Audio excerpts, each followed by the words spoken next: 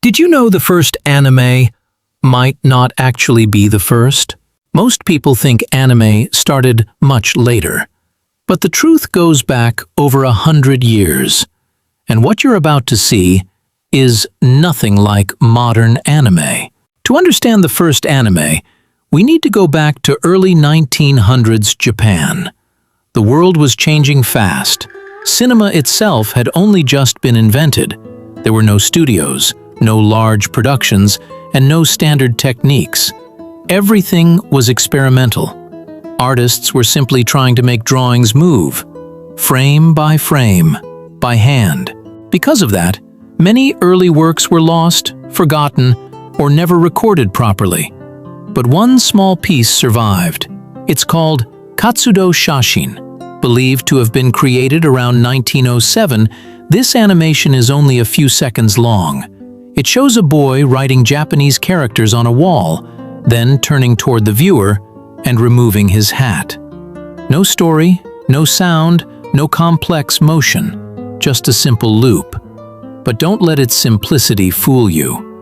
Creating even a few seconds of animation in 1907 required enormous skill and patience. Even so, many historians consider this to be the first anime ever made, because technically, it is animation, and it was created in Japan. But here's where things get interesting. About a decade later, in 1917, something very different appeared. An animation called Namakura Gatana. It follows a samurai who buys a dull sword, believing it will make him powerful. But when he tries to use it, he completely fails. He is mocked, defeated, humiliated. For the first time, we see narrative, timing, and even humor working together in Japanese animation. Not just movement, but storytelling. Not just images that move, but characters you can feel something for. So now we have two possible firsts.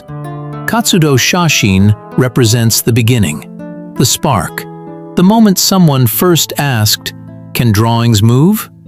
Namakura Gatana represents evolution, the moment animation became something human.